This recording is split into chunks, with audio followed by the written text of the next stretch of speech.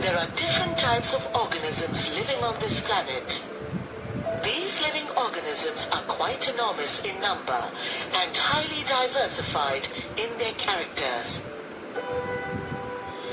For better approach, living organisms have been classified into different groups by different workers. Carl Linnaeus, known as the father of classification, classified organisms into two kingdom systems, Kingdom Plantae and Kingdom Animalia. But this system had a number of demerits. Subsequently, R. H. Whitaker, an American taxonomist, in 1969, proposed the five-kingdom classification and divided the living world into five kingdoms: Monera, Protista, Fungi, Plantae, and Animalia. Whitaker's five-kingdom system is based on five factors: complexity of cell structure, complexity of an organism's body, mode of nutrition, lifestyles, and phylogenetic relationships. Let's understand these five factors one by one. The first factor is the complexity of cell structure. On the basis of the nucleus and other characteristics, two types of cells are recognized. The first type is a simple primitive cell known as prokaryotic cell, as in the case of bacteria and algae. The second type of cell is an eukaryotic cell which has a complex structure and is found in fungi, plants, and animalia. The second factor is the complexity of an organism's body. The earliest organisms were unicellular. Later on, complex eukaryotic forms evolved, and in due course of time, they evolved into multicellular organisms. The third factor is the mode of nutrition. There are two modes of nutrition: autotrophic nutrition and heterotrophic nutrition. The process by which organisms synthesize their own food is known as autotrophic nutrition. For example, plants and certain bacteria. In heterotrophic nutrition, organisms depend on other organisms or plants for their food. Heterotrophic nutrition is of three main types: holozoic, saprophytic, and parasitic. Holozoic mode of nutrition refers to the intake of solid food and breaking it into a simple form. In case of saprophytic nutrition, organisms obtain their food from dead and decaying organic matter, while in case of parasitic nutrition, organisms depend partially or completely on other organisms for their food, causing damage to the host organisms. The fourth factor that was considered while making this five-kingdom system is the lifestyle. On the basis of the lifestyles, organisms have been put into three groups. The first group is that of producers. Plants which utilize light energy, water and carbon dioxide to synthesize their organic food are producers. The second group based on lifestyles is that of consumers, which are animals that consume either plants or other animals to survive. The third group is that of decomposers, such as bacteria and fungi, which depend on the dead remains of plants and animals for their food and decompose them. The last and the fifth factor is the phylogenetic relationship. Phylogeny is the evolutionary history of organisms and an index of true relationship among organisms. All kingdoms are arranged to show the probable phylogenetic relationships among them based on fossils and other evidences. Such arrangement allows us to visualize an increase of complexity with evolutionary time. Let's look at each kingdom one by one.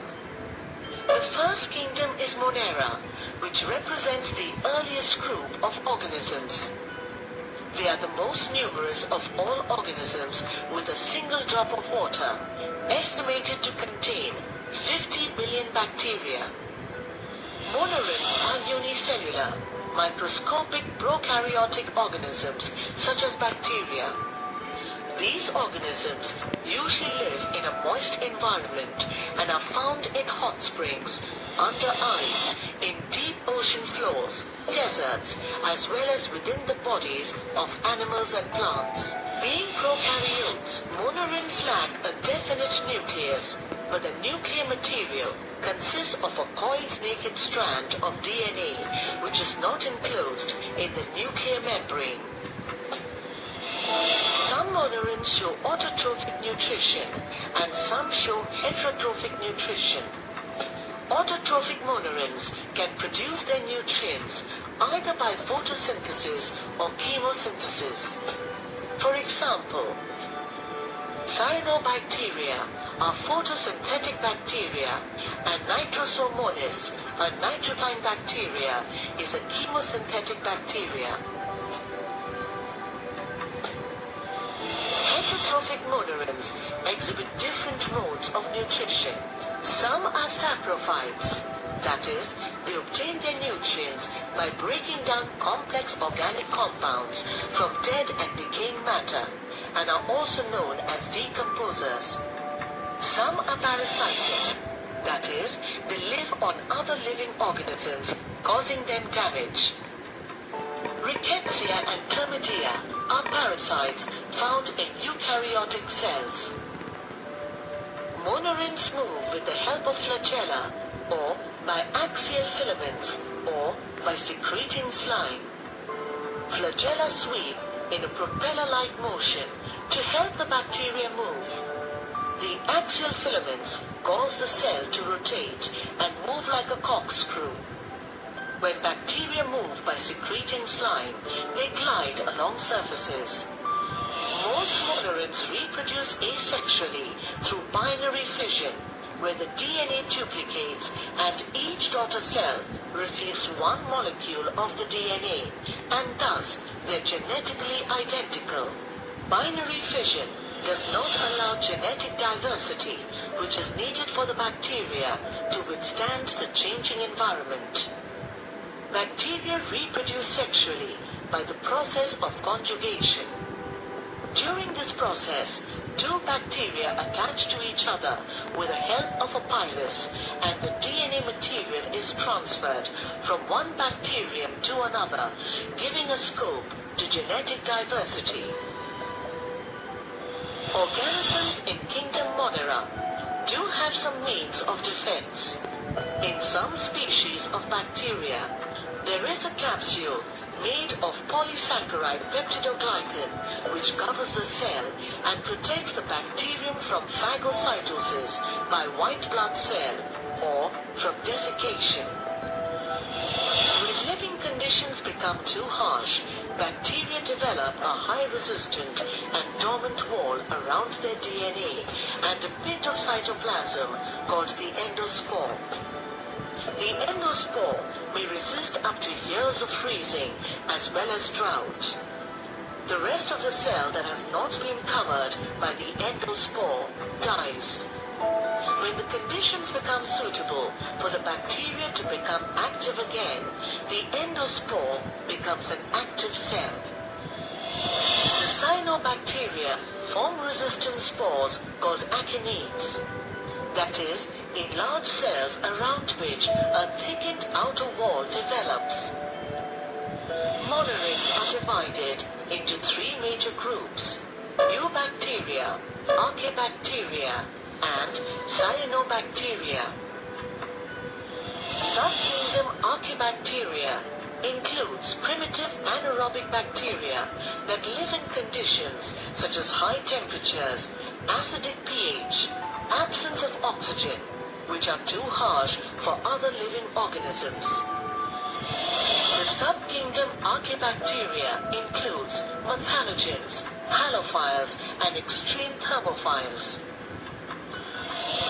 Methanogens produce methane gas and live in swamps, sewage, animal gut, or other anaerobic habitats.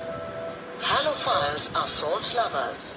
They live in high salinity habitats, brackish ponds, salt lakes, and near seafloor volcanic vents. Extreme thermophiles are heat lovers that live in hot springs, acidic soil, and near hydrothermal vents where temperature is usually 2500 degrees Celsius. Subkingdom Eubacteria includes typical bacteria that exist today. Cyanobacteria are blue-green algae which contain chlorophyll and other pigments and are aquatic in nature. They were a part of Kingdom Plantae earlier, but because they're prokaryotes, they were placed in Kingdom Monera. Monerans are important to us in many ways.